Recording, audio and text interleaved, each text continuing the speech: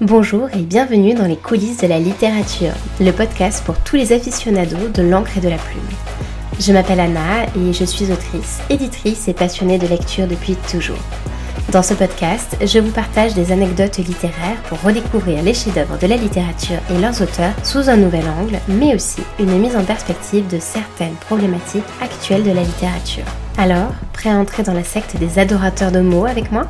Bonjour à toutes et à tous et bienvenue sur un nouvel épisode des anecdotes d'auteurs, cette série consacrée aux grands écrivains, auteurs ou autrices qui ont fait la littérature mondiale. Cette semaine, j'avais envie de vous parler d'un mastodonte de la littérature, d'un véritable pachyderme romanesque. J'ai nommé Balzac, l'hédoniste invétéré.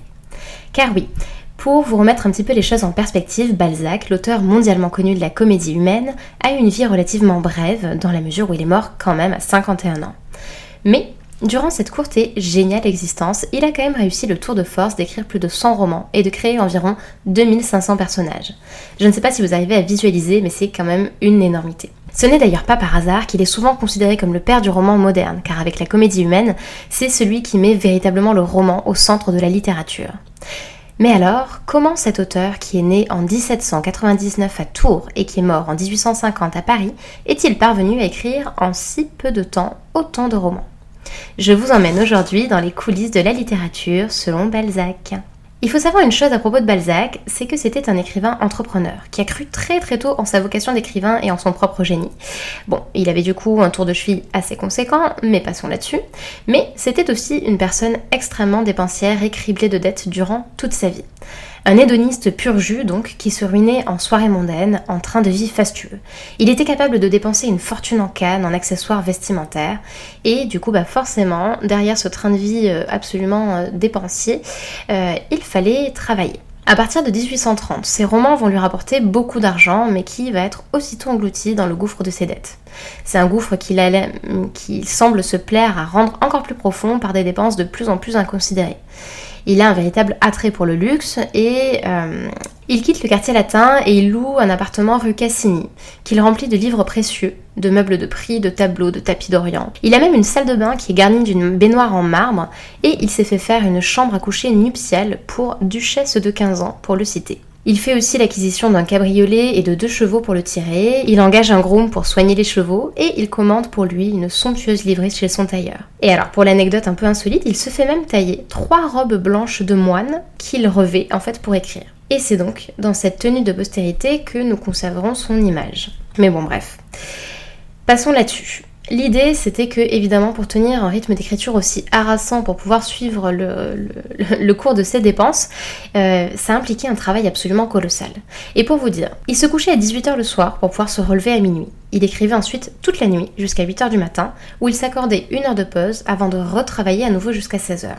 Si je résume, très peu de temps de repos, un rythme biologique complètement décalé, et c'est là qu'entre véritablement en cause ce fameux secret dont je vais vous parler aujourd'hui, c'est-à-dire ces coulisses de la littérature, puisque je vais vous révéler quelle était sa recette pour tenir autant. Petit warning, n'est-ce pas, pour parler en bon français, évidemment, ce secret n'est absolument pas bon pour la santé et il n'y a aucun intérêt à le reproduire, parce que la vérité, c'est que Balzac était totalement accro au café.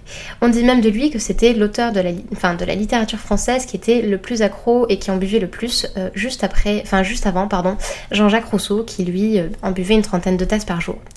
Balzac, le grand possesseur du record en la matière, pouvait en boire jusqu'à 50 tasses par jour.